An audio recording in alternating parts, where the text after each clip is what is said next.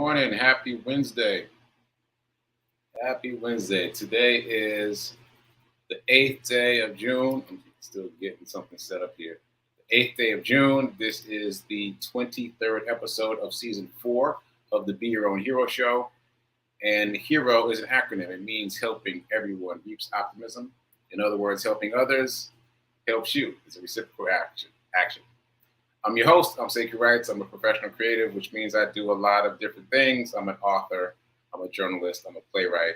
I'm a speaker. And I'm also the creator of the HERO Ministry movement, which is my effort to uplift and inspire people in general and the unhoused community in specific. That said, welcome. Welcome to the show.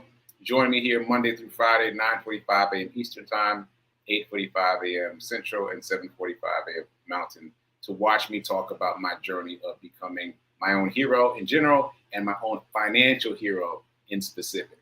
So I hope this show feeds you in some way. If it does, please like, please comment, please share, and shout out to New Thought Media Network for allowing me this platform to talk about my journey. Okay, all that said, quick disclaimer, I am not a personal trainer, nor am I a financial advisor, so do your own due diligence. All right, all that said, let's get into the HERO Ministry Movement news. Today is day 373. I've been running every day, at least a mile a day for now, 373 consecutive days in a row. Yay. And also, I'm in the midst of a birthday challenge. So last year, June, was the beginning of what is now known as the Sekou Hero Charity Run. And that was me challenging myself to run 1 mile every day for the month of June. And now, a year later, I am challenging myself to run at least 2 miles every day for the month of June. And you would think that wouldn't be challenging, considering I've been running for a year. But mentally, it's a bit of a stretch because over the course of the past year, I've built my mind up to the point where a mile is nothing to me, right? I can do a mile in my sleep, but 2 miles, that's a little different. That's a little different because it's lower, it's raising the floor. So now the lowest I can go is 2 miles, running 2 miles. So it's just a bit of a mental shift. So I'm just saying that to say it's not as easy as it might sound mentally. So, but that's what I'm doing. I'm doing at least 2 miles a day, every day for the month of June. And in the process, I'm raising $3,650 for Back on My Feet. Why am I saying all this? Let me just play the run report. Let me just play the run report where I say all this every day. And that'll be so much easier. All right, here we go. Here's today's run report from, I don't know, about an hour ago. Here we go.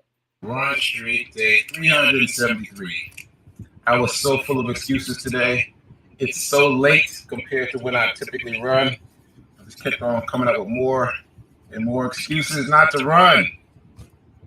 So for those of you thinking, once you get up into the 300s, it gets easier. Nah, you just get more experience pushing past your excuses. You get more experience pushing past your excuses. All right, I've been running every day, at least a mile a day for now 373 days in a row. This is June, my birthday month. My challenge is to run at least 2 miles a day every day for the month of June. In the process, I am raising $3,650 for Back on My Feet nonprofit. They teach the unhoused community how to run and therefore how to improve their lives. My successful campaign to raise money for Back on My Feet will secure my bid to run in my very first marathon, this year's New York City Marathon, November of 2022. So donation link is in the bio. If you don't feel like looking in the bio, it's just HEROCharityRun.com. HEROCharityRun.com. And when you go to that link, you'll see me on TV, local news story on Channel 2 about my run. So there we go. There we go. Fight your excuses. Keep doing. Be a hero. Be your own hero. Run Street. All right, so there we go. And as I said in my run report, the news story is now on the website, HEROCharityRun.com. So if you want to see it again, check it out. Or if you want to see it for the first time, check it out. People are also just discovering it. A friend of mine sent me a photo of me on TV. He actually saw it on TV. I still haven't seen it on TV. But apparently they're doing reruns, so it's still running. And he got a picture of me on TV, which is great. I'm gonna post it on social media today or tomorrow, but it's a really good photo. He caught me mid hype with my few minutes during the interview when I got really excited. He captured that on his camera, so very cool. Anyway, HeroCharityRun.com. You can go there and you can make a donation to my marathon campaign. And by the way, we're 8% complete. Yes, yay. We're in momentum. Got 8% complete on the what are we going to call it? Let's just keep calling it what we've been called, the Sekou Hero Charity Run. So the Hero Charity Run, the current mission, we're at 8% complete. Very excited about that. And I think I just got a new donation this morning. So very excited that there is momentum associated with the Hero Charity Run for the marathon.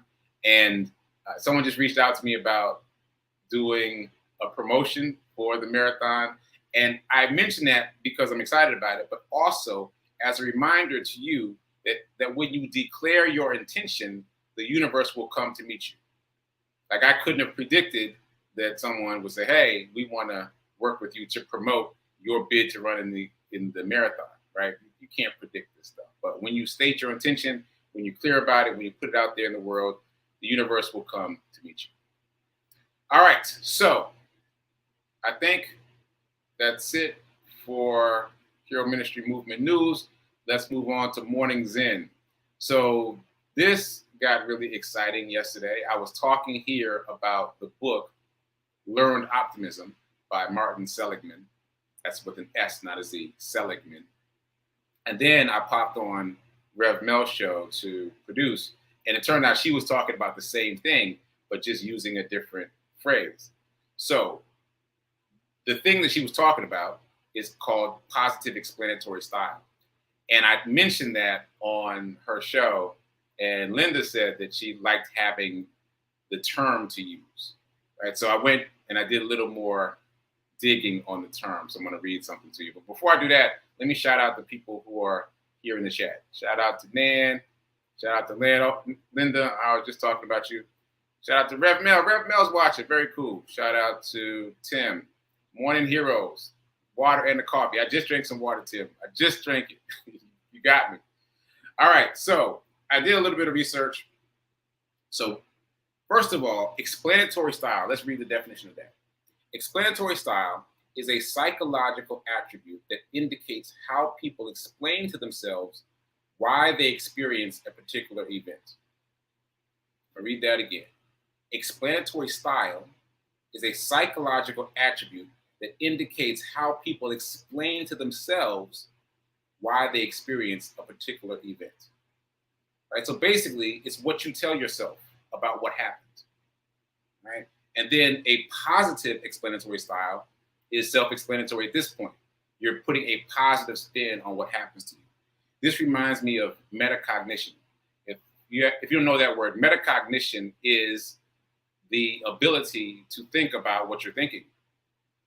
Again, the ability to think about what you're thinking.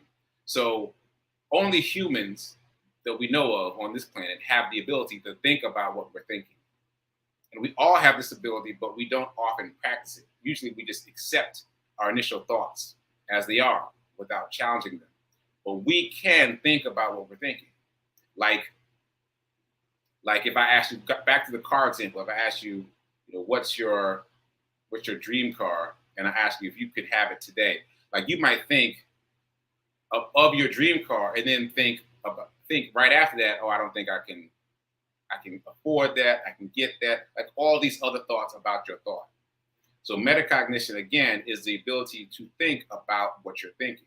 So positive explanatory style is simply thinking positively about your negative thoughts. One more time, positive explanatory style is basically thinking positively about your negative thoughts. We all have this ability. We just have to cultivate it. We have to grow that muscle because the average human being has, studies say, between 60 to 70,000 thoughts per day. And of those 60 to 70,000 thoughts per day, 90% of them are the same thoughts that we had yesterday. And not only that, the same negative thoughts that we had yesterday. So most of us go day to day thinking the same negative thoughts over and over again. So when you apply the lens, the muscle of positive explanatory style, you start looking at your negative thoughts and applying a positive lens to them. Start thinking positively about your negative thoughts. You literally change the way you think. You literally change the way you think, which changes your life, which changes your experiences, all these ripple effects. So bringing it full circle, metacognition is thinking about your thoughts. Positive explanatory style is thinking positively about your negative thoughts, and it requires practice. You can start now, you can practice every day, and thinking positively about your negative thoughts will change your life. And the best way to do it that I found is to choose something that you already think negatively about. Like one of your memories that you consider bad, a bad memory that you think about often, you ruminate on, and apply a positive lens to that. Decide what a positive outcome to that same negative event was. Just remix it. And from now on, only think about that event in that way, in that positive way. So that is positive explanatory style. And again, the book that I'm reading from is Learned Optimism by Martin Seligman.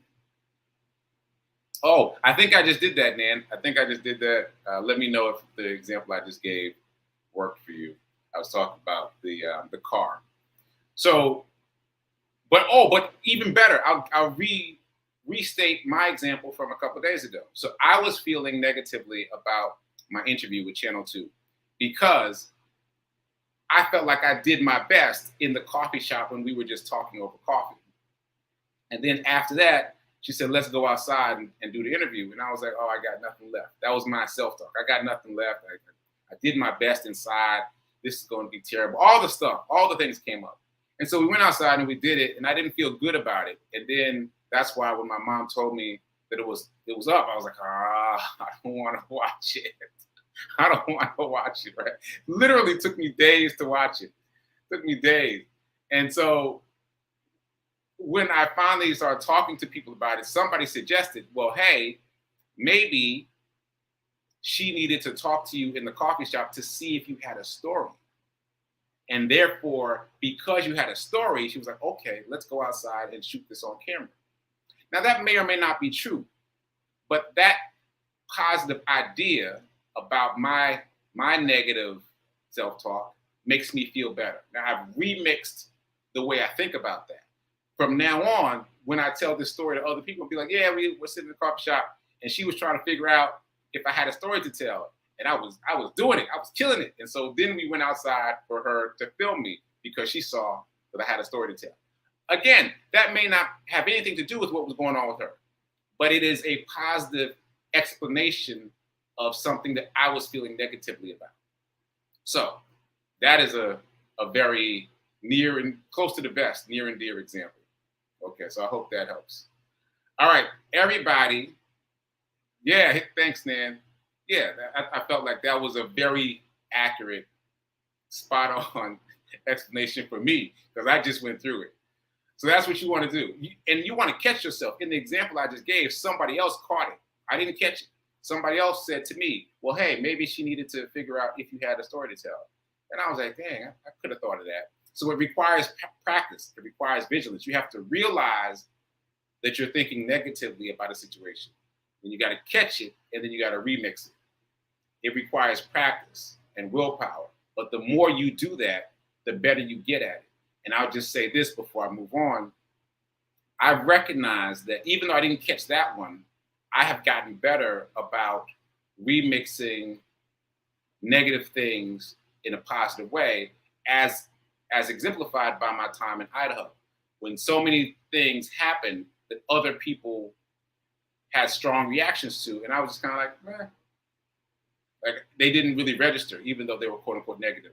I mentioned getting locked in the bathroom on the airplane, which still tickles me. And also people being rude to me, specifically me at a restaurant, and other people noticing, but I didn't really notice. And a few other things like that happened where I was just like, not really affected. So the stimulus cues around you will remain the same. The stimulus cues around you will remain the same, but the way you react to them can change based on you applying the lens of positive explanatory style. Okay, once again, check out the book, Learned Optimism by Martin Seligman. I'm going to keep reading from that. And I love the way, what's the name of the other book? I love the way these two books just dovetail.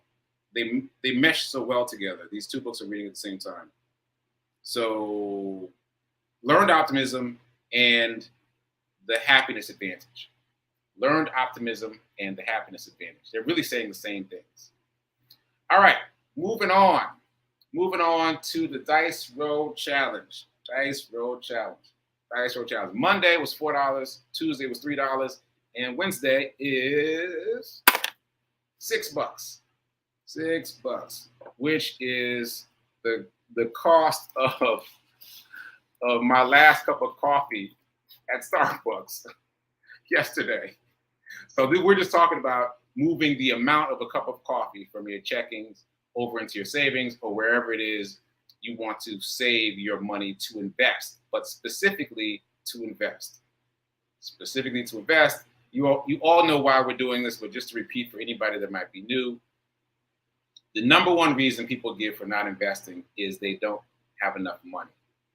This solves that problem. And then the next reason is they don't know where to invest. So this whole show is about where to invest. But first, you got to have money to invest. Sidebar. I've been saying get off the porch in terms of investing. I'm like, all right, everybody, get off the porch, get into the yard to play. I've realized that it's much better to use the metaphor of getting into the pool because of something I heard on a podcast this week.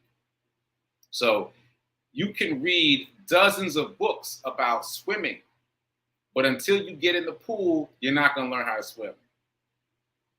You're not going to learn how to swim. Like reading the books and thinking about it and mulling it over does not replace getting in the pool. Sooner or later, you got to get in the pool to actually swim. That's how you learn. You could read all you want about it, but once you get in the pool, everything's different, right? So same thing with investing. You can listen to me talk about it. You can hear about it. You can watch YouTube. You can listen to podcasts. But until you start, till you get in the pool, you really won't know what to do. You've got to get some time in, some skin in the game, some time on task. You've got to get some time on task. Okay? So set aside your money, but also invest. All right. So that said, let's get into the abundance. We got to the abundance quickly today. Great. And yes, Linda, practice works. In all cases, practice works. Practice works. All right. So let's do our affirmation. I want to know, well, actually, let's do the affirmation first, then I'll ask. So let's do our usual affirmation about millionaire status. Here we go. I am so happy and grateful to be a multi-millionaire in every area of my life. One more time with even greater feeling. You want to feel happy. You want to feel grateful in present tense. Here we go. I am so happy and grateful to be a multi-millionaire in every area of my life. Oh, that reminded me of something, but let me finish my other thought. I want to know who's doing the car affirmation. So drop a 1 in the chat if you're doing the car affirmation. Drop a 2 in the chat if you're not doing the car affirmation. I just want to see where we are.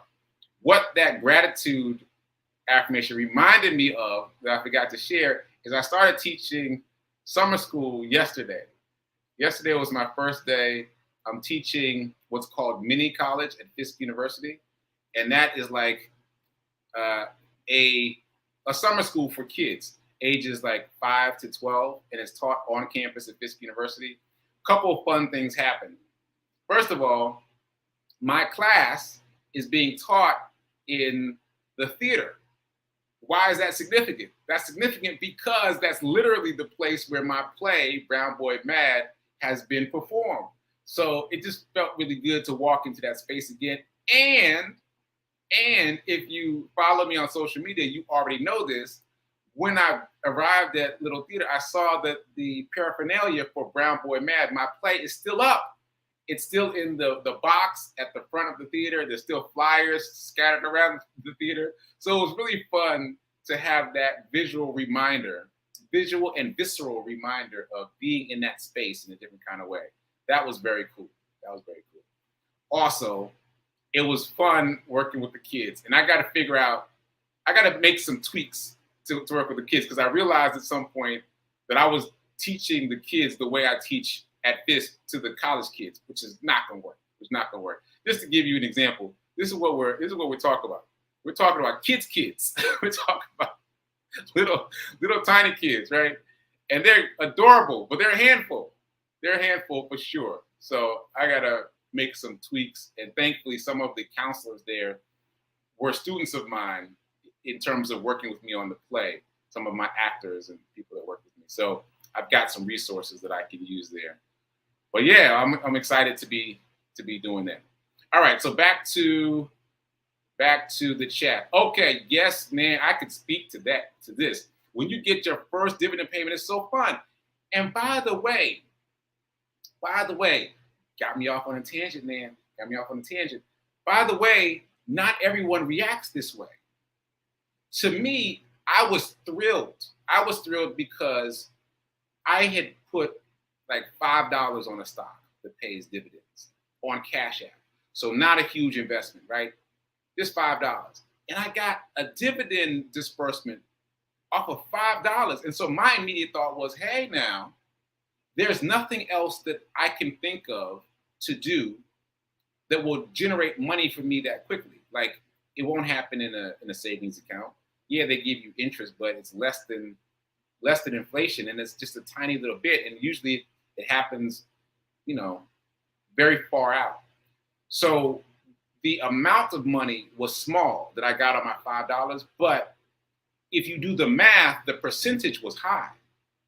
And I was like, wait a minute now, this is exciting. So my reaction was, if you gave me some money based on me having $5 in, let me put 10, then let me put 15, then let me put 20. And that's how I built up my equivalency for putting money into the stock market. Because if you don't have the equivalency for it, you won't be able to do it because you're going to be scared, right? So I can't stress enough that you got to get off so what's the side of the pool? You got to get out of the bleachers, maybe. Get out of the bleachers, get into the pool. Don't just sit and watch us talk about it. Get in the pool, because you got to have this experience for yourself. When you get that first dividend payment, when you start consistently getting dividend payments, when you don't even notice that you got a dividend payment, but you look at your portfolio and you see that you only bought one share, but now it's 1.001 shares, that it's steadily creeping up. Like, all of that is very exciting, because your money is literally making money for you while you sleep. I'm going to say that again because I want you to hear it. Your money is making money for you while you sleep. People get too distracted with these small amounts. Disregard the amount. Think about the fact that your money is making money. Your money is going to work. Going to work, let me make some money and bring it back, right?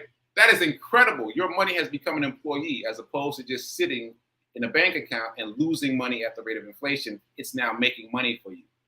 And the more you know that, the more you can double down on it, and the bigger you can make that amount that you have set aside, the more it pays you, right? So in other words, when you own fractional shares, you get a certain dividend. And by the way, I can't believe that they give dividends when you only own a fraction of a share. That's mind-boggling to me.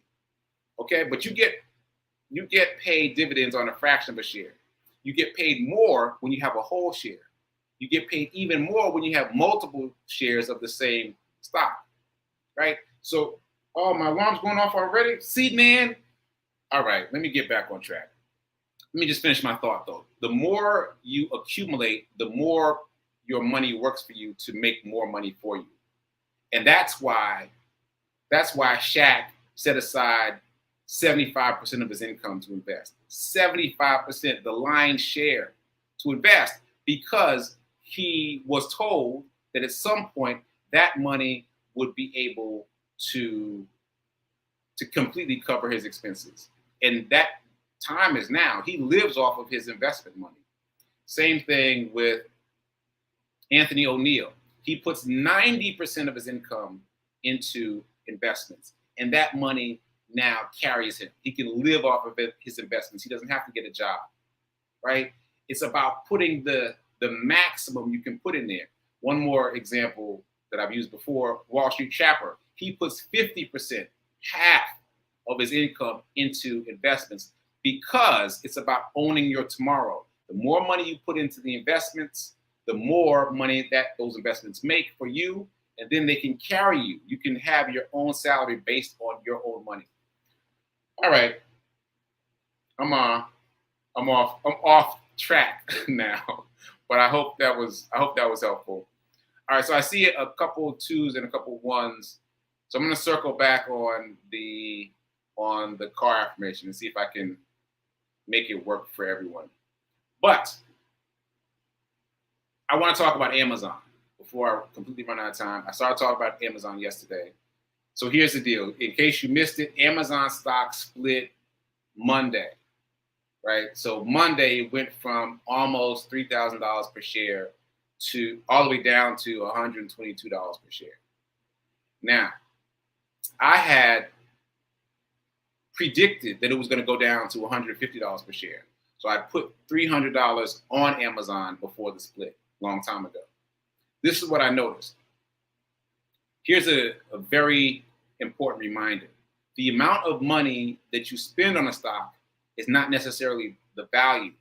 So I invested $300 into Amazon stock, but as always, stocks fluctuate.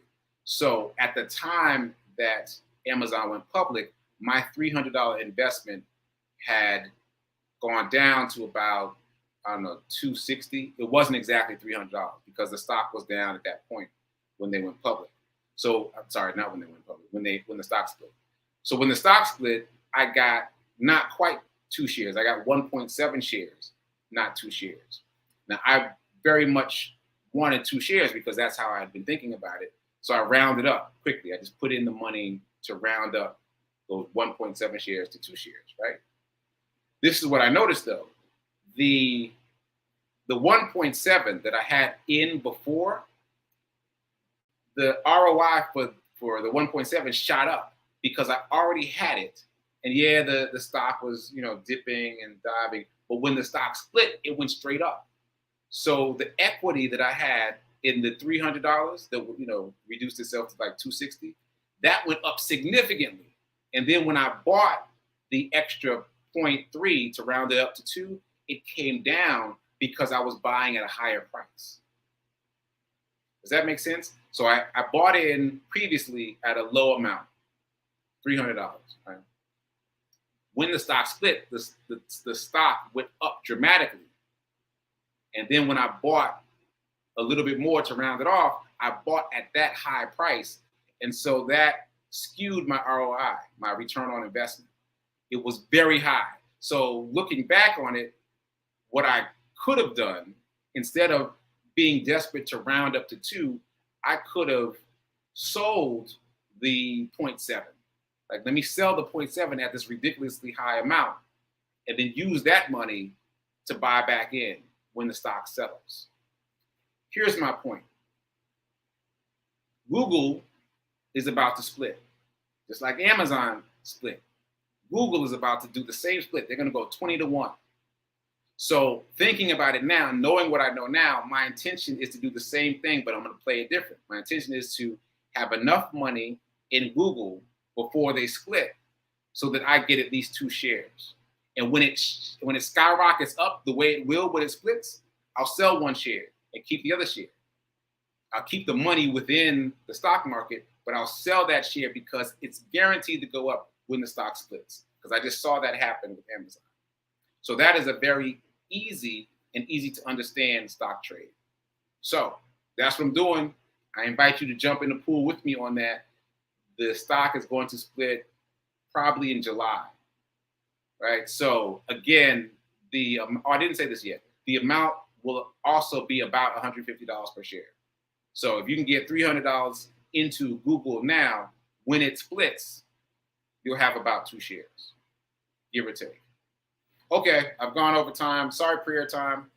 And check out Rev Mel at 10:30.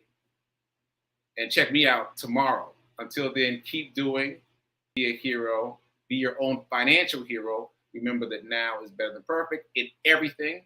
but especially in investing. And also remember that practice is the way through all of these things. You got to practice. You got to get off the bleachers and get into the pool. All right, so I will see you mañana.